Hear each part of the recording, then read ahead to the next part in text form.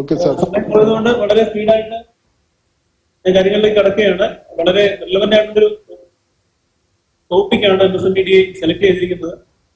അത് റബ്ബർ ബോർഡിലെ CV Varghese sir വളരെ വ്യക്തമായിട്ട് ഈ പ്രോജക്ട് ഐഡന്റിഫിക്കേഷൻ മുതൽ അതിന്റെ മാർക്കറ്റും ടെക്നോളജി സൈഡും വളരെ വിശദമായി കഴിഞ്ഞ സെഷനിൽ സംസാരിച്ചു. അതുകൊണ്ട് തന്നെ ഇങ്ങനെയുള്ള ഐഡന്റിഫൈ ചെയ്യുന്ന പ്രോജക്റ്റുകൾ ഇംപ്ലിമെന്റ് ചെയ്യുന്നതിന് വേണ്ടി MSME സെക്ടറിന് സ്റ്റേറ്റ് ഗവൺമെന്റ് ജില്ലാ വ്യവസായ കേന്ദ്രങ്ങൾ വഴി എന്തൊക്കെ സഹായങ്ങളാണ്, ഫിനാൻഷ്യൽ സ്കീംസ് ആണ്, അതുപോലെ തന്നെ ലൈസൻസിങ് പ്രൊസീജിയേഴ്സിൽ എന്തൊക്കെ സിംപ്ലിഫിക്കേഷൻ ആണ് കൊണ്ടുവന്നിട്ടുള്ളത് ഒന്ന് ബ്രീഫായിട്ട് ഞാൻ പറയാം. ഇത് വലിയ പ്രസന്റേഷൻ ആണ്, സമയം പോയതുകൊണ്ട് കുറച്ച് ഫാസ്റ്റ് ആയിട്ട് മൂവ് ചെയ്യുകയാണ്. നമുക്കറിയാം ഈ കോവിഡ് വന്നതിന് ശേഷം government of India MSME classification release ചെയ്തു. ഇന്ത്യൻ രജിസ്ട്രേഷൻ, ഇന്ത്യൻ ആധാറിനുള്ള രജിസ്ട്രേഷൻ തന്നെ മാറ്റിയിട്ടുണ്ട്.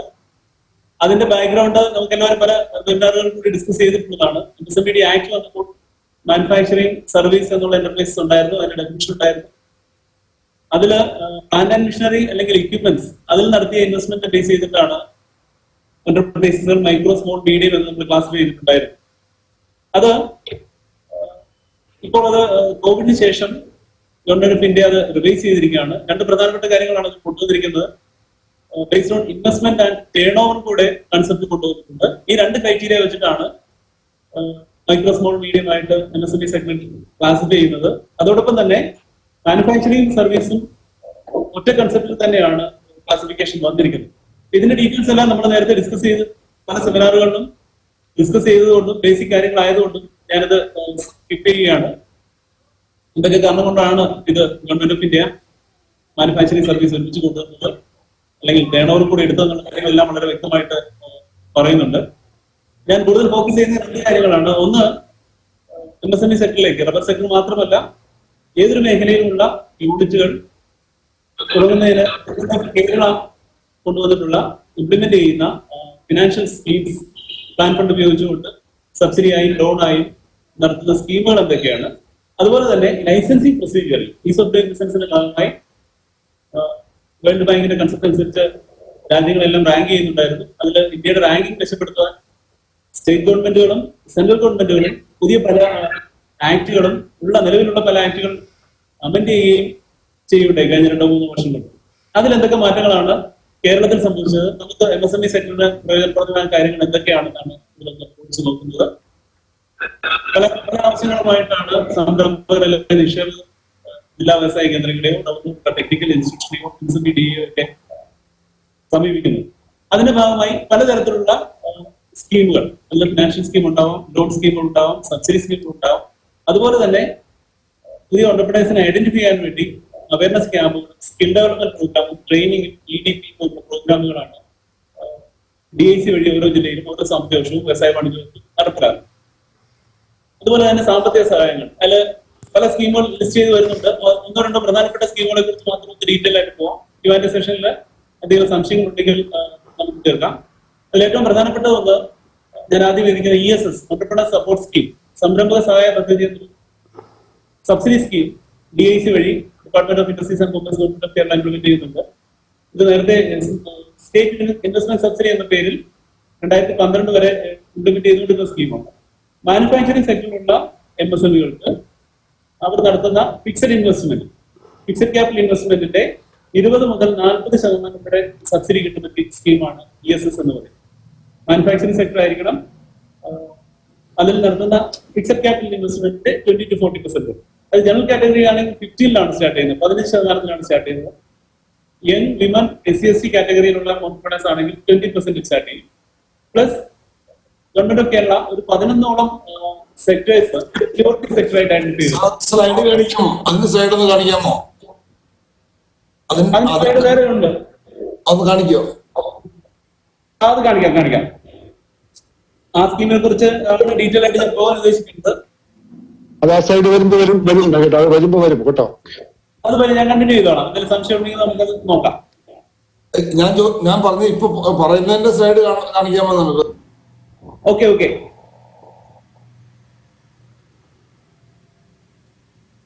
അത് ഞാനൊന്ന് ഡീറ്റെയിൽ ആയിട്ട് പറഞ്ഞിട്ട് നമ്മളിത് അറേഞ്ച് ചെയ്തിരുന്നത് ഈ ഓർഡറിൽ തന്നെ പോകാനായിരുന്നു. ഞാൻ സമയം കുറവായതുകൊണ്ട് നേരിട്ട് ആ സ്കീമിന്റെ ഡീറ്റെയിൽസിലേക്ക് പോയതാണ്. ഓക്കെ, അത് കാണിക്കാം. അപ്പൊ അങ്ങനെ 11ഓളം sector government of Kerala identify ചെയ്തിട്ടുണ്ട് പ്രിയോറിറ്റി സെക്ടർ. റബ്ബർ സെക്ടർ അതിലൊന്നാണ്. റെഡിമെയ്ഡ് ഗാർമെന്റ്, ലൈറ്റ് എഞ്ചിനീയറിംഗ് തുടങ്ങിയ കൺവെൻഷണൽ ആയിട്ടുള്ള സെക്ടറുകളും പുതിയതായിട്ട് ഇപ്പോൾ കോവിഡ് വന്നതിന് ശേഷം ഹാൻഡ് സാനിറ്റൈസറും മാസ്കും ഹൈജീൻ പ്രോഡക്റ്റും PPE കിറ്റുകളൊക്കെ ഉൾപ്പെടുന്ന പുതിയത് പ്രിയോറിറ്റി സെക്ടറായിട്ട് ഗവൺമെന്റ് ഐഡന്റിഫൈ ചെയ്തിട്ട് ആ ലിസ്റ്റിൽ ഉൾപ്പെടുത്തിയിട്ടുണ്ട്. അപ്പൊ ആ സെക്ടറിലേക്ക് വരുന്നവർക്ക് സ്റ്റാർട്ട് ചെയ്യുന്നത് അഡീഷണൽ 10% കൂടെ സബ്സിഡിക്ക് എലിജിബിലിറ്റി ഉണ്ട്. 20 ജനറൽ കാറ്റഗറി ആണെങ്കിൽ 15 സ്റ്റാർട്ട് ചെയ്യുന്നു. യങ് വിമൻ SC/ST അതുകൊണ്ടാണെങ്കിൽ 20 സ്റ്റാർട്ട് ചെയ്യുന്നു. പ്ലസ് പ്രിയോറിറ്റി സെക്ടർ ആണെങ്കിൽ 10. അതോടൊപ്പം ബാക്ക്വേർഡ് ഇൻഡസ്ട്രിയലി ബാക്ക്വേർഡ് ഡിസ്ട്രിക്ട് 4 ഡിസ്ട്രിക്റ്റുകൾ ഗവൺമെന്റ് ഐഡന്റിഫൈ ചെയ്തിട്ടുണ്ട്. വയനാട്, കാസർഗോഡ്, ഇടുക്കി, പത്തനംതിട്ട. ഈ 4 ജില്ലകളാണെങ്കിൽ അഡീഷണൽ ഒരു 10% കൂടി. അങ്ങനെയാണ് ഫിക്സഡ് ക്യാപിറ്റൽ ഇൻവെസ്റ്റ്മെന്റ് 40% വരെ സബ്സിഡി കിട്ടാൻ സഹായമായ സ്കീമാണ് ESS എന്ന് പറയുന്ന സ്കീം. അതിൽ 2 രീതിയിൽ കൊടുത്തത് സ്റ്റാർട്ടപ്പ് സപ്പോർട്ടായിട്ട് എലിജിബിൾ സബ്സിഡിയുടെ ഒരു 50% മാക്സിമം 3 lakhs എലിജിബിലിറ്റി ഉണ്ട്. അത് വേണമെങ്കിൽ അവൈൽ ചെയ്യാം. അതില്ല എന്നുണ്ടെങ്കിൽ ഇൻവെസ്റ്റ്മെന്റ് നടത്തി സ്ഥാപനം തുടങ്ങി രജിസ്ട്രേഷൻ എല്ലാം കഴിഞ്ഞ് date of commencement of production ശേഷം അപ്ലൈ ചെയ്ത് കഴിഞ്ഞാൽ ടോട്ടൽ എലിജിബിൾ സബ്സിഡി യൂണിറ്റിന്റെ ടൈം കൊണ്ട് എടുത്ത ബാങ്കിലേക്കോ ലോൺ ഇല്ലാത്ത യൂണിറ്റ് ആണെങ്കിൽ യൂണിറ്റിന്റെ കറണ്ട് അക്കൗണ്ടിലേക്കോ DIC-യിൽ നിന്ന് ട്രാൻസ്ഫർ ചെയ്ത് കൊടുക്കും. അത് ഡിസ്ട്രിക്ട് കളക്ടർ ചെയർമാനായിട്ടൊരു കമ്മിറ്റിയാണത് സാങ്ഷൻ ചെയ്തത്. അന്ന് 5 വർഷം പ്രവർത്തിക്കണം എന്നൊരു കണ്ടീഷൻ വരുന്നു. അത് ഏറ്റവും കൂടുതൽ ബെനിഫിറ്റ് ആയ പ്രത്യേകിച്ച് മാനുഫാക്ചറിംഗ് റബ്ബർ സെക്ടർ ഉള്ളവരായതുകൊണ്ട് മാനുഫാക്ചറിംഗ് സെക്ടർ ഉള്ള സെക്ടറിന് ഏറ്റവും സ്യൂട്ടബിൾ ആയിട്ട് പരമാവധി ഒരു സെപ്പറേറ്റ് ലീഗൽ എൻറ്റിറ്റിക്ക് 30 ലക്ഷം വരെ സബ്സിഡി ആയിട്ട് എലിജിബിലിറ്റി കിട്ടാൻ സാധ്യതയുള്ള സ്കീമാണ് ESS എന്ന് പറയുന്ന സംരംഭക സഹായ പദ്ധതി. അതോടൊപ്പം നമുക്കറിയാം prime minister's employment generation program PMEGP അത് നാഷണൽ ലെവലിലെ മിനിസ്ട്രി ഓഫ് ഇംപ്ലിമെന്റ് ചെയ്ത സ്കീമാണ്. ഖാദി ആൻഡ് വില്ലേജ് ഇൻഡസ്ട്രീസ് കമ്മീഷനാണ് ഇതിന്റെ national level nodal agency. Field ലെവലിൽ ജില്ലാ വ്യവസായ കേന്ദ്രം DIC, KVIC, KVIB ഖാദി ബോർഡും ഖാദി കമ്മീഷനും ഈ സ്കീമുകൾ ഇംപ്ലിമെന്റ് ചെയ്യുന്നുണ്ട്. ഖാദി കയർ ബോർഡും ഇംപ്ലിമെന്റ് ചെയ്യുന്നുണ്ട്. ഖാദി ബോർഡും ഖാദി കമ്മീഷനും കയർ ബോർഡും റൂറൽ ഏരിയയിൽ ഇംപ്ലിമെന്റ് ചെയ്യുമ്പോൾ district industry centre rural and urban ഏരിയാസിൽ ഇംപ്ലിമെന്റ് ചെയ്യുന്നുണ്ട്. അത് മാനുഫാക്ചറിംഗ് സെക്ടറിൽ 25 lakhs വരെയുള്ള പ്രോജക്റ്റുകളും സർവീസ് സെക്ടർ ആണെങ്കിൽ 10 lakhs വരെയുള്ള പ്രോജക്റ്റുകളാണ് അത് ആപ്ലിക്കബിൾ ആയിട്ടുള്ളത്. കോവിഡ് വന്നതുകൊണ്ട് കുറെ സിംപ്ലിഫൈ ചെയ്തിട്ടുണ്ട് പ്രൊസീജിയർ. നേരത്തെ ഒരു ടാസ്ക് ഫോഴ്സ് കമ്മിറ്റി ആപ്ലിക്കൻസുമായിട്ട് ഇന്റർവ്യൂ നടത്തിയാണ് ഇത് ബാങ്കിലേക്ക് വിടുന്നത്. കോവിഡ് വന്നതിന് ശേഷം ലോക്ക്ഡൌൺ തുടങ്ങിയതിന് ശേഷം സോഷ്യൽ ഡിസ്റ്റൻസിങ് പാലിക്കേണ്ട കാര്യമുള്ളതുകൊണ്ട് ഇന്റർവ്യൂ എന്നുള്ള പ്രോസസ് ഇപ്പോൾ എടുത്ത് മാറ്റി വെച്ചിരിക്കുകയാണ്. അതുകൊണ്ട് നേരിട്ട് ജില്ലാ വ്യവസായ കേന്ദ്രത്തിനും ഖാദി ബോർഡിനും ഖാദി കമ്മീഷനും പ്രോജക്റ്റിനെ അപ്രൈസ് ചെയ്ത് നേരിട്ട് സർവീസ് ഏരിയ ബാങ്കിലോ അല്ലെങ്കിൽ ആപ്ലിക്കൻ പറയുന്ന ബാങ്കിലേക്കോ ഫോർവേഡ് ചെയ്യാനുള്ള പ്രൊവിഷൻ ഇപ്പോൾ വന്നിട്ടുണ്ട്. പല ജില്ലകളിലും ആപ്ലിക്കേഷൻസ് ഫോർവേഡ് ചെയ്ത് യൂണിറ്റുകൾ സ്റ്റാർട്ട് ചെയ്ത് വരുന്നു. അപ്പൊ അത് ഈ 2 സ്കീമാണ് ഞാൻ പ്രധാനമായിട്ടും പറയുന്നത്. അതോടൊപ്പം തന്നെ പല സ്കീമുകൾ കൺവെൻഷണൽ ആയിട്ടും കഴിഞ്ഞ കുറെ സാമ്പത്തിക വർഷങ്ങളായിട്ട് DIC വഴി ഇംപ്ലിമെന്റ് ചെയ്യുന്ന സ്കീമുകളുണ്ട്. അതിൽ പ്രധാനപ്പെട്ട 2 സ്കീമുകളാണിത്. അതുപോലെ തന്നെ നാനോ ഹൗസ് ഹോൾഡ് എന്റർപ്രൈസസ് എന്ന് പറഞ്ഞാൽ 5 ലക്ഷത്തിൽ താഴെ ഇൻവെസ്റ്റ്മെന്റും 5 HP താഴെ പവർ വേണ്ട യൂണിറ്റുകളെ നാനോ ഹൗസ് ഹോൾഡ് എന്റർപ്രൈസസ് എന്ന് ക്ലാസിഫൈ ചെയ്തിട്ടുണ്ട്. ഇങ്ങനെയുള്ള യൂണിറ്റുകൾക്ക് പഞ്ചായത്ത് ലൈസൻസ് വേണ്ട എന്ന് ഓർഡർ ഇറങ്ങിയിട്ടുണ്ട്. ഇങ്ങനെയുള്ള യൂണിറ്റുകൾക്ക് വീട്ടിൽ തന്നെ തുടങ്ങാം, പഞ്ചായത്ത് ലൈസൻസ് വേണ്ട, 5 HP 5 lakhs ഇൻവെസ്റ്റ്മെന്റ്, അതാണ് അതിന്റെ ക്രൈറ്റീരിയ. അതിൽ ഇങ്ങനെയുള്ള യൂണിറ്റുകൾക്ക് DIC വഴി അവർ ലോൺ എടുക്കുന്നുണ്ടെങ്കിൽ അതൊരു 6 to 8% ഇൻട്രസ്റ്റ് സബ്വെൻഷൻ കൊടുക്കും ആദ്യത്തെ 3 വർഷത്തേക്ക്. അത് bank loan 6 to 8%, general category 6%, SC/ST women കാറ്റഗറിയിലുള്ളവർക്ക് 8% ഇൻട്രസ്റ്റ് സബ്വെൻഷൻ DIC വഴി കൊടുക്കുന്നുണ്ട്. അത് ലോൺ എടുത്ത ബാങ്കിലേക്ക് നമ്മൾ റീഇൻവെസ്റ്റ്മെന്റ് ആയിട്ടാണ് കൊടുക്കുക ആദ്യത്തെ 3 വർഷത്തേക്ക്. ആ ഫസ്റ്റ് ഇയർ റീപേയ്മെന്റ് പ്രോംപ്റ്റ് അല്ലെങ്കിലും കൊടുക്കും.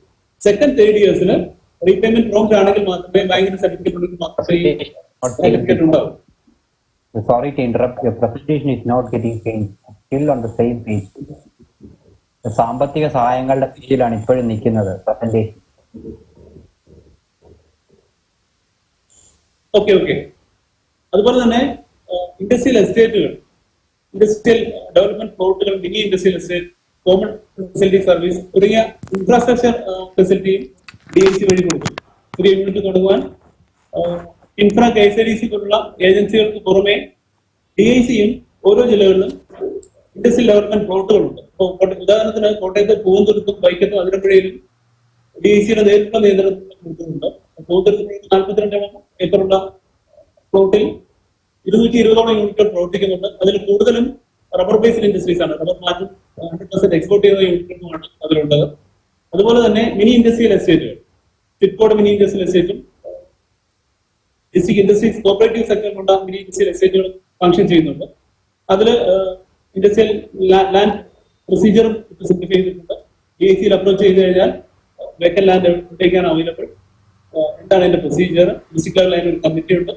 ഇപ്പോൾ അതിന് പട്ടയം കൊടുക്കാൻ വരെ ഗവൺമെന്റ് തീരുമാനിക്കുകയും ലീസ് റൂട്ട് ഉണ്ടായിരുന്നത് വീണ്ടും ഹയർ പർച്ചേസിലേക്ക് മാറ്റി ഗവൺമെന്റ് ഉത്തരവാക്കുകയും ജനുവരി മുതൽ പട്ടയം കിട്ടാനുള്ള സാധ്യതയും കൊടുക്കുവാൻ വേണ്ടി സംസ്ഥാന തലത്തിൽ പോകാതെ തന്നെ ജില്ലയിൽ തന്നെ ജില്ലാ കളക്ടർക്കും GMDICക്കും ഒരുമിച്ച് ഇൻഡസ്ട്രിയൽ എസ്റ്റേറ്റുകളുടെ പട്ടയം കൊടുക്കാനുള്ള അനുമതി കൊടുത്തുകൊണ്ട് ഓർഡർ ഇറങ്ങിയിട്ടുണ്ട്.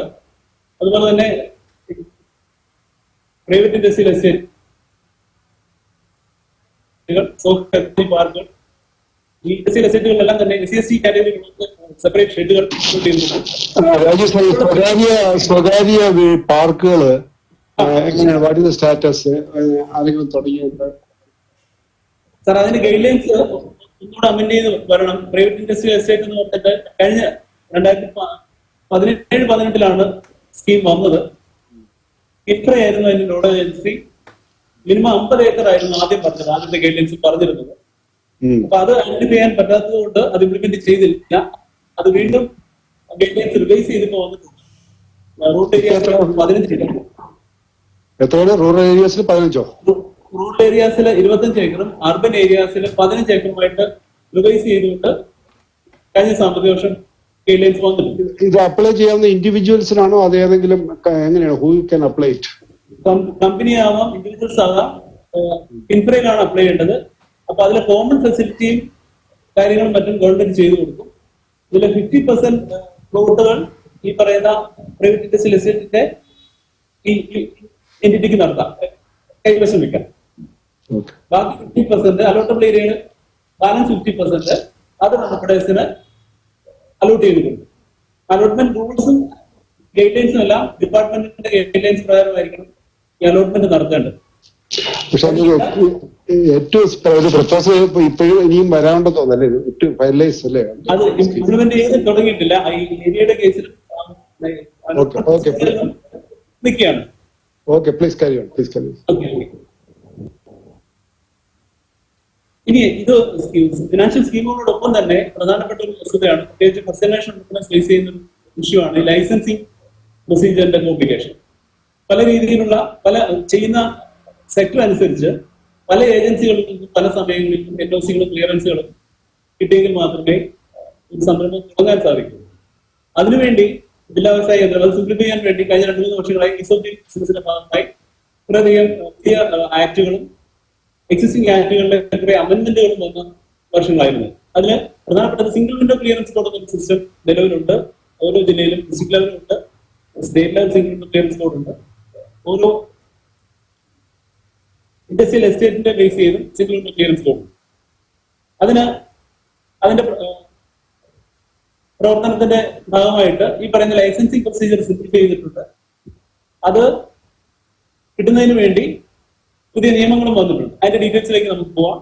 അതുപോലെ തന്നെ മാർക്കറ്റിങ്ങിനെ പ്രൊമോട്ട് ചെയ്യുന്നതിന് വേണ്ടി നമ്മൾ എക്സിബിഷൻസ് നടത്താറുണ്ട്. ഓരോ സാമ്പത്തിക വർഷവും 1-2 exhibition district level, state level machinery expo പോലുള്ള എക്സിബിഷൻ നടത്താറുണ്ട്. GeM portal, craft mela, beach, Kerala MSME portal, GeM portal പോലെ തന്നെ ഇൻഡസ്ട്രി ഡിപ്പാർട്ട്മെന്റ് ഓണർഷിപ്പിൽ MSME പോർട്ടലും നിലവിലുണ്ട്. അതിലും MSME സെക്ടറുകളുടെ പ്രോഡക്റ്റ് ഡിസ്പ്ലേ ചെയ്യാം, അതിൽ പുതിയ കസ്റ്റമേഴ്സിനെ കണ്ടെത്താനുള്ള സഹായമുണ്ട്. അതുപോലെ തന്നെ പ്രൈസ് റിക്വയർമെന്റ് പോളിസി അനുസരിച്ചും കേരളത്തിലെ സ്റ്റോക്ക് പർച്ചേസ് മാനുവൽ അനുസരിച്ചും ഗവൺമെന്റ് ടെൻഡേഴ്സിലും പബ്ലിക് സെക്ടറിന്റെ ടെൻഡേഴ്സിലും അറ്റൻഡ് ചെയ്യുന്നവർക്ക് EMDയും ടെൻഡർ ഫീ ഫ്രീ ഓഫ് കോസ്റ്റും EMD എക്സെപ്റ്റ് ചെയ്തുകൊണ്ടും ടെൻഡർ ഫോം ഫ്രീ ഓഫ് കോസ്റ്റും കൊടുക്കുന്നതിന് വേണ്ടി ഉള്ള സർട്ടിഫിക്കറ്റും മറ്റും കൊടുക്കുന്നുണ്ട്.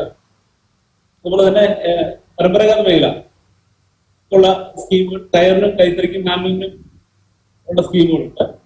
ഏറ്റവും പ്രധാനപ്പെട്ടത് കോവിഡ് വന്നതിന് ശേഷം വ്യവസായ ഭദ്രത എന്നൊരു scheme government of Kerala announce ചെയ്യുകയുണ്ടായി.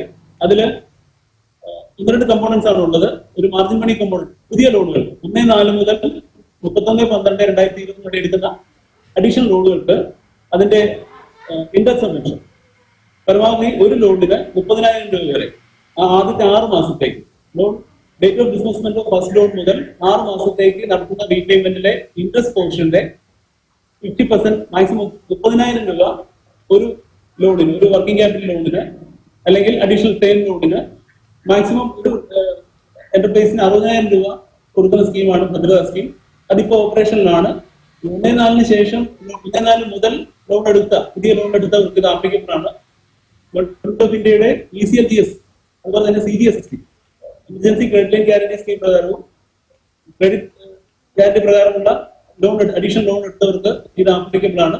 ഇത് ജില്ലാ വ്യവസായ കേന്ദ്രത്തിൽ നേരിട്ട് അപ്ലൈ ചെയ്താൽ GMDACക്ക് തന്നെ സാങ്ഷൻ ചെയ്ത് റീപ്ലേസ്മെന്റ് ആയിട്ടാണ് കൊടുക്കുക. ഓരോ മാസം കൊടുക്കും റീപ്ലേസ്മെന്റ് നമുക്ക് വേണമെങ്കിൽ ക്ലെയിം ചെയ്യാം. ഒരു ലോണിന് പരമാവധി 30,000 രൂപയാണ് കിട്ടുന്നത്. അതുപോലെ തന്നെ അതാണ് ഭദ്രതാ സ്കീമിൽ കുറെ കമ്പോണൻസ് പറഞ്ഞിരുന്നെങ്കിലും ഈ interest subvention new and additional loans for MSMEക്കാണ് ഗൈഡ് ലൈൻസ് വന്നത് ഓപ്പറേഷനിലായിരിക്കുന്നത്. വേറെ കമ്പോണന്റ് ഉണ്ടായിരുന്നു. മാർജിൻ മണി അസിസ്റ്റൻസും ESI contribution employees for 3 months, PF contribution, payment of interest during onboarding period, exemption of payment of rent billing on by LSTD, അങ്ങനെയുള്ള കാര്യങ്ങൾക്ക് guidelines വരാനുണ്ട്. Guidelines വന്നത് മാത്രമാണ് ഞാനിപ്പോൾ പറഞ്ഞത്. Interest subvention new and additional loans for MSME അത് loan avail ചെയ്തവരും DICയും ബാങ്കിനെയും അറിയിച്ചിട്ട് ബാങ്കിൽ നിന്നുള്ള ഓഫീസുമായിട്ട് DIC അറിയിക്കുക. 3 മാസം കഴിയുമ്പോഴോ അല്ലെ 6 മാസം കഴിയുമ്പോഴോ റീഇൻവെസ്റ്റ്മെന്റ് ആയിട്ട് അത് കിട്ടുവാൻ വേണ്ടി DICയിൽ അപ്ലൈ ചെയ്യും. അതാണ് ഭദ്രതാ സ്കീമിലുള്ളത്. അതിൽ കുറെ കാര്യങ്ങൾ പറഞ്ഞിട്ടുണ്ട്. ഭദ്രതാ സ്കീം അനൗൺസ് ചെയ്യുമ്പോൾ പറഞ്ഞിട്ടുണ്ടായിരുന്നു. ഗൈഡ് ലൈൻസ് വന്നത് ഇതിനായിരുന്നു, ഇൻട്രസ്റ്റ് സബ്വെൻഷനാണ്.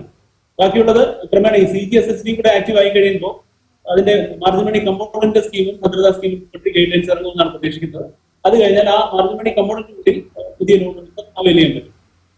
സ്റ്റോക്ക് പർച്ചേസ് മാനുവൽ പ്രകാരം MSME സെക്ടറിലുള്ള യൂണിറ്റുകൾക്ക് ടെൻഡർ, ഞാൻ നേരത്തെ പറഞ്ഞു, tender form free of cost കിട്ടാം. EMD എക്സെപ്റ്റ് ചെയ്തിട്ടുണ്ട്.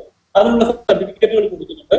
Stock purchase price procurement policy പ്രകാരം 20 to 25% വരെ ഗവൺമെന്റ് ഓഫ് ഇന്ത്യയുടെയും സ്റ്റേറ്റ് ഗവൺമെന്റുകളുടെയും ഏജൻസികൾ PSUs നടത്തുന്ന പ്രൊക്യൂർമെന്റിന്റെ 20 to 25% MSME സെക്ടറിൽ തന്നെ ആവണമെന്ന് പറയുന്നുണ്ട്. അതിൽ തന്നെ 3% SC കാറ്റഗറിയും 4% വിമൻ എന്റർപ്രണേഴ്സിൽ നിന്നും ആവണമെന്ന് പറയുന്നുണ്ട്. അപ്പൊ അത് അവൈൽ ചെയ്യണമെങ്കിൽ DICയിൽ നിന്നുള്ള സർട്ടിഫിക്കറ്റോ അല്ലെങ്കിൽ റെക്കമെൻഡേഷനോ വാങ്ങിക്കഴിഞ്ഞാൽ അത് അവൈൽ ചെയ്യാൻ പറ്റും. ഇത് ഞാൻ നേരത്തെ പറഞ്ഞ നാനോ ഹൗസ് ഹോൾഡ് യൂണിറ്റ്സിന്റെ സ്കീമാണ്.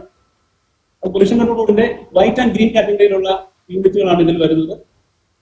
അതിന് സബ്വെൻഷൻ DICയിൽ നിന്ന് കൊടുക്കും. കോവിഡിന് ശേഷം ഗവൺമെന്റ് ഓഫ് കേരള കൂടുതൽ പ്രാധാന്യം കൊടുത്ത ഒരു സ്കീമാണ് സുഭിക്ഷ കേരളം. ഇതില് 4 പ്രധാനപ്പെട്ട പ്രൈമറി സെക്ടറിലുള്ള 4 ഡിപ്പാർട്ട്മെന്റ്, അഗ്രികൾച്ചർ, മൃഗസംരക്ഷണം, ഡയറി, ഫിഷറീസ്, ഈ 4 ഡിപ്പാർട്ട്മെന്റുകളുടെ പുതിയ സ്കീമുകൾ കൂടുതൽ ആൾക്കാരെ ആ പ്രൈമറി സെക്ടറിലേക്ക് ആകർഷിക്കുക എന്നുള്ളതാണ് ഈ സുഭിക്ഷ കേരള പദ്ധതിയുടെ പ്രധാന ഉദ്ദേശം. അതിലൂടെ സുഭിക്ഷമായി ഫുഡ് പ്രോഡക്ട്സും ഉത്പാദിപ്പിക്കുക എന്നുള്ളതാണ് ഇതിന്റെ ഉദ്ദേശം.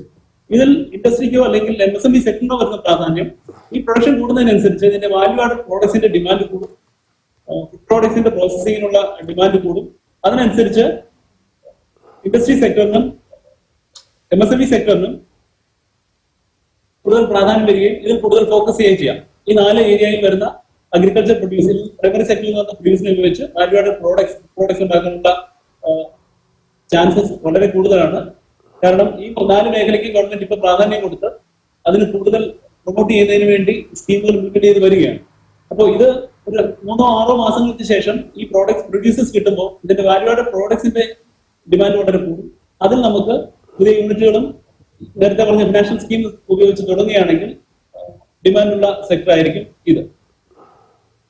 അതുപോലെ തന്നെ കോവിഡുമായി ബന്ധപ്പെട്ട് ന്യൂട്രീഷണൽ കേരളൈറ്റ്സ് റിട്ടേൺ ചെയ്ത് വരികയാണ്. അവരെ ടേക്ക് കെയർ ചെയ്യാൻ വേണ്ടി ഇൻഡസ്ട്രീസ് ഡിപ്പാർട്ട്മെന്റ് സൈറ്റിൽ തന്നെ തിരിച്ചു വരുന്നവരുടെ ഒരു ഡാറ്റാബേസ് കളക്ട് ചെയ്യുന്നുണ്ട്. അതിൽ അവരുടെ ഡീറ്റെയിൽസ് കൊടുക്കാം. എന്നിട്ട് അവര് എന്താണ് ചെയ്യാൻ ഉദ്ദേശിക്കുന്നത് എന്ന് കൊടുത്താൽ DIC ഒഫീഷ്യൽ തന്നെ അവരെ നേരിട്ട് കോൺടാക്ട് ചെയ്യുകയും അവർക്ക് വേണ്ട ഗൈഡൻസ് കൊടുത്തു വരുന്നു. അതുപോലെ തന്നെ KFCയുടെ സ്കീമുകളുണ്ട്. കോവിഡുമായി ബന്ധപ്പെട്ട് പുതിയ സ്കീമുകൾ അനൗൺസ് ചെയ്തിട്ടുണ്ട്. അത് 5 to 5 crore up to 90% of the project cost, 10% margin ഉണ്ട്. Tenure 5 years ആണ്. Relief loan scheme to new customers. Temporary liquidity meet ചെയ്യുന്നതിന് വേണ്ടി existing MSMEs, marketing of MSMEs പ്രോഡക്റ്റിലൊക്കെ എൻഗേജ് ചെയ്തവർക്ക് 50 lakhs, subject to maximum 20% of the turnover. Repayment period 12 months. അതുപോലെ തന്നെ relief loan scheme for existing customers of KFC. ഇങ്ങനെ ഒരു 3-4 സ്കീമുകൾ KFC Kerala financial corporation implement ചെയ്ത് നടപ്പിലാക്കി വരുന്നു ഈ കോവിഡിന് ശേഷം. ഞാൻ നേരത്തെ പറഞ്ഞു PMDGP ഗൈഡ് ലൈൻസ് ബേസ് ചെയ്തു PNTFC ഓഡിറ്റിംഗിൽ മാത്രമേ ഉള്ളൂ ആ കമ്മിറ്റി. ഇന്റർവ്യൂ ഒഴിവാക്കിയിരിക്കുകയാണ്, നേരിട്ട് ബാങ്കുകളിലേക്ക് ഇപ്പോൾ ഇടാൻ കഴിയുന്നുണ്ട്. അതുപോലെ തന്നെ ministry of food processing government of India, കേന്ദ്ര government food processing industries ministry, prime minister's programme on formalisation of micro food processing enterprises FME എന്ന് പറയുന്ന ഒരു സ്കീം ഇംപ്ലിമെന്റ് ചെയ്ത് തുടങ്ങിയിട്ടുണ്ട്. അതിന്റെ guidelines, primary guidelines വന്നിട്ടുണ്ട്. അതിന് 4 രീതിയിലുള്ള സപ്പോർട്ടാണ് കൊടുക്കുന്നത്. അതിന്റെ ഓപ്പറേഷണൽ ഗൈഡ് ലൈൻസ് വരാനുണ്ട്. അത് ഓൺലൈനിലായിരിക്കും അപേക്ഷ സ്വീകരിക്കുന്നത്. ഇത് food processing existing food processing എന്റർപ്രൈസുകൾക്കും അതുപോലെ തന്നെ ഫുഡ് പ്രോസസിംഗ് സെക്ടറിലേക്ക് പുതിയതായിട്ട് തുടങ്ങാൻ ഉദ്ദേശിക്കുന്നവർക്ക് വളരെ സ്യൂട്ടബിൾ ആയിട്ടുള്ള സ്കീമാണ്. അത് മൈക്രോ യൂണിറ്റുകൾക്ക് ക്രെഡിറ്റ് ലിങ്ക് സബ്സിഡി കൊടുക്കുന്നുണ്ട്. 35% ഓഫ് പ്രൊജക്ട് കോസ്റ്റ് ആണ്. മാക്സിമം 10 lakhs സബ്സിഡി ആയിട്ട് കിട്ടാൻ എലിജിബിലിറ്റി ഉണ്ട്. Beneficiary contribution will be 10%. ഇനി farmer producer organisation SHG cooperatives, ഇവയ്ക്കും വേറൊരു കമ്പോണന്റ് ഉണ്ട്. Seed capital loan to SHG സെക്ടറിൽ 4 lakhs പെർ SHG കിട്ടാനുള്ള സാധ്യതയുണ്ട്. SHG FPO അല്ലെങ്കിൽ കോപ്പറേറ്റീവ്സിൽ കിട്ടും. അതിനും ബാക്കി അതുമായിട്ട് ബന്ധപ്പെട്ട മാർക്കറ്റിങ്ങിനും ഇൻഫ്രാസ്ട്രക്ചറിനും സ്കിൽ ട്രെയിനിങ്ങിനുമുള്ള കമ്പോണൻസും കൂടിയുണ്ട്. ബ്രാൻഡ് ബിൽഡിംഗ് ആൻഡ് മാർക്കറ്റിംഗിന് വേറെ സപ്പോർട്ട് ഉണ്ട്. അതിന് അതുപോലെ തന്നെ strengthening of capacities of institutions, ഇവർക്ക് ഹാൻഡ് ഹോൾഡിംഗ് സർവീസ് കൊടുക്കുന്ന ടെക്നോളജി അപ്ഗ്രേഡേഷൻ മറ്റുള്ള ഇൻസ്റ്റിറ്റ്യൂട്ടുകൾക്കും അവരുടെ കപ്പാസിറ്റി സ്ട്രെങ്തൻ ചെയ്യാൻ വേണ്ടി ഫിനാൻഷ്യൽ അസിസ്റ്റൻസും സ്കീമുകളും ഈ വലിയ സ്കീമും ഉദ്ദേശിക്കുന്നുണ്ട്. ഇതിന്റെ ഓപ്പറേഷണൽ ഗൈഡ് ലൈൻസ് ഇറങ്ങാറുണ്ട്. മിനിസ്ട്രി ഓഫ് ഫുഡ് പ്രോസസിംഗിന്റെ ഒഫീഷ്യൽ സൈറ്റിലൂടെ ഓൺലൈനിലായിരിക്കും ഇതിന് ആപ്ലിക്കേഷൻ കൊടുക്കുന്നത്. ഡിസ്ട്രിക്ട് ലെവലിൽ ഗവൺമെന്റ് ഓരോ സ്റ്റേറ്റിലും ഒരു മോഡൽ ഡിപ്പാർട്ട്മെന്റിനെ ഐഡന്റിഫൈ ചെയ്യാൻ പറഞ്ഞിരുന്നു. കേരളത്തിൽ ഡിപ്പാർട്ട്മെന്റ് ഓഫ് ഇൻഡസ്ട്രി ഏജൻസി, അതിന്റെ ടെക്നിക്കൽ ഏജൻസി ആയിട്ട് Kerala bureau of industrial promotion, നമ്മുടെ വ്യവസായ വകുപ്പിന് കീഴിൽ തന്നെയുള്ള ശാസ്ത്രത്തിലുള്ള KBIC എന്ന് പറയുന്ന സ്ഥാപനത്തെയാണ് ഐഡന്റിഫൈ ചെയ്തിരിക്കുന്നത്. KCDC MD ആണ് അതിന്റെ നോഡൽ ഓഫീസർ. ഡിസ്ട്രിക്ട് ലെവലിൽ ഡിസ്ട്രിക്ട് കളക്ടർ ചെയർമാനായിട്ട് ഇതുമായി ബന്ധപ്പെട്ട പ്രോസസിംഗുമായി ബന്ധപ്പെട്ട SHGയുടെയും കുടുംബശ്രീയുടെയും ഒക്കെ ഡിപ്പാർട്ട്മെന്റ് ഡിസ്ട്രിക്ട് കമ്മിറ്റി ഫോം ചെയ്തിട്ടുണ്ട്. ഇതിനുവേണ്ടി റിസോഴ്സ് പേഴ്സണെ ഐഡന്റിഫൈ ചെയ്യുന്നുണ്ട്. അവർ വഴി പ്രിപ്പയർ ചെയ്യുന്ന പ്രോജക്റ്റുകൾ ഡിസ്ട്രിക്ട് ലെവൽ കമ്മിറ്റി അപ്രൂവ് ചെയ്ത് കഴിഞ്ഞാൽ ബാങ്കിലേക്ക് ഓൺലൈനിൽ അപ്ലൈ ചെയ്യുന്ന project district level committee vet ചെയ്ത് ബാങ്കിലേക്ക് വിടുന്നു. ഈ പറയുന്ന സപ്പോർട്ട് ബാങ്കിനോട് എടുക്കുന്ന മുറിക്കും, അല്ലാതെയും സപ്പോർട്ട് യൂണിറ്റുകൾക്ക് കിട്ടുന്നു. അതില് ഗവൺമെന്റ് ഓഫ് കേരളയുടെ ഷെയർ കൂടി. അതോടൊപ്പം തന്നെ ഈ ലൈസൻസിങ് പ്രൊസീജിയറിനെ കുറിച്ച് പറയുകയാണെങ്കിൽ നമുക്ക് നേരിട്ട് ഡിപ്പാർട്ട്മെന്റുകളിൽ നിന്ന് ലൈസൻസ് എടുക്കാം, സിവിൽ ക്ലെയിംസ് ബോർഡിനെ സമീപിക്കാം, അല്ലെങ്കിൽ 2019 കേരള MSME ഫെസിലിറ്റേഷൻ ആക്ട് പ്രകാരം ലൈസൻസ് എക്സെപ്റ്റ് ചെയ്തിട്ടുണ്ട്. അതിനെക്കുറിച്ച് മാത്രം പറഞ്ഞുകൊണ്ട് ഞാൻ നിർത്താം. ഈ MSME ഫെസിലിറ്റേഷൻ ആക്ട് പ്രകാരം 2019 ആക്ടാണ്, 2020 അതിന് റൂൾസും വന്നിട്ടുണ്ട്. പൊല്യൂഷൻ കൺട്രോൾ ബോർഡിന്റെ 2 ഒഴികെയുള്ള കാറ്റഗറിയിലുള്ള യൂണിറ്റുകൾ, MSME സെക്ടറിലുള്ള യൂണിറ്റുകൾക്ക് ആദ്യത്തെ 3 വർഷത്തേക്ക് സ്റ്റേറ്റ് ഗവൺമെന്റ് 6 ആക്ടുകൾ പ്രകാരമുള്ള NOCകളും ലൈസൻസുകളും എക്സെപ്റ്റ് ചെയ്തു. അത് panchayat Raj act, municipal act, Kerala shops and commercial establishment act, Kerala lift and escalators act, Travancore Cochin public health act, Madras public health act, ഈ 6 ആക്ടുകൾ പ്രകാരമുള്ള NOCകളും ക്ലിയറൻസുകളും എക്സെപ്റ്റ് ചെയ്തിരിക്കുകയാണ് ഈ പുതിയ ആക്ട് പ്രകാരം. അപ്പോൾ ഇതിനു വേണ്ടിയുള്ള ലൈസൻസിന് വേണ്ടിയോ അല്ലെങ്കിൽ ബിൽഡിംഗ് പെർമിറ്റ്, ഇപ്പൊ പഞ്ചായത്ത് രാജ് ആക്ട് അനുസരിച്ചുള്ള ബിൽഡിംഗ് പെർമിറ്റ്, ബിൽഡിംഗിന്റെ നമ്പർ ഇട്ട് കിട്ടുന്നതിന് വേണ്ടി പഞ്ചായത്തിൽ ഇപ്പോൾ സമീപിക്കേണ്ട കാര്യമില്ല. ഈ പറയുന്ന ആക്ട് പ്രകാരം കൺസ്ട്രക്ഷൻ നടത്തി കഴിഞ്ഞാൽ അത് എക്സെപ്റ്റഡ് ആണ്. സ്റ്റേറ്റ് ഗവൺമെന്റ് ഡിപ്പാർട്ട്മെന്റ് KSIT എന്ന് പറയുന്ന ഓൺലൈൻ പോർട്ടലിലൂടെ ഈ ആക്ട് പ്രകാരം നമുക്ക് അക്നോളജ്മെന്റ് ഫയൽ ചെയ്ത് ഡിക്ലറേഷൻ ഫയൽ ചെയ്ത് അക്നോളജ്മെന്റ് എടുക്കാവുന്നതാണ്. അത് കിട്ടിക്കഴിഞ്ഞാൽ ഇത് എക്സെപ്റ്റഡ് ആണ്. എക്സെപ്റ്റഡ് ആണെന്ന് പറഞ്ഞ് ഈ ആക്ട് പ്രകാരമുള്ള കാര്യങ്ങൾ നമ്മൾ കംപ്ലൈന്റ് ചെയ്യാൻ ബാധ്യസ്ഥരാണ്. അതുപോലെ തന്നെ എക്സെപ്റ്റഡ് അല്ലാത്ത ആക്ടുകൾ, സെൻട്രൽ ആക്ട്, പൊല്യൂഷൻ കൺട്രോൾ ബോർഡിന്റെ ആക്ടുകൾ പ്രകാരമുള്ള ലൈസൻസുകൾ ജനറൽ ആയിട്ട് നമ്മൾ കോമൺ പ്രൊസീജിയർ അനുസരിച്ച് തന്നെ എടുക്കേണ്ടത്. അതാണ് പ്രധാനമായിട്ടും പറയാനുള്ളത്. ഇത് അതിനെക്കുറിച്ചുള്ള ഡീറ്റെയിൽസ് ആണ്. സമയക്രമം ഞാനത് സ്കിപ്പ് ചെയ്യുകയാണ്. സിംഗിൾ ക്ലിയറൻസ് ബോർഡ് റിലീസ് ചെയ്തിട്ടുണ്ട്. പ്രൊസീജിയർ ടൈം ലിമിറ്റ് കുറച്ചിട്ടുണ്ട്. ഇതാണ് കേസ് എന്ന് പറയുന്ന ഫോർമുല. ഇത് പ്രകാരം നമുക്ക് MSME ആക്ട് പ്രകാരം കൂടുതൽ ബെനിഫിറ്റ് എടുക്കാൻ പറ്റും. ഈ Q&A സെക്ഷനിൽ ഞാൻ അതിന്റെ ഡീറ്റെയിൽസ് സംശയമുള്ളത് ചോദിക്കുന്നവർക്ക് പറയാം. ഇതാണ് ജനറലായിട്ട് പറയാനുള്ളത്. Prakash sir, thank you thank you sir. Thank you.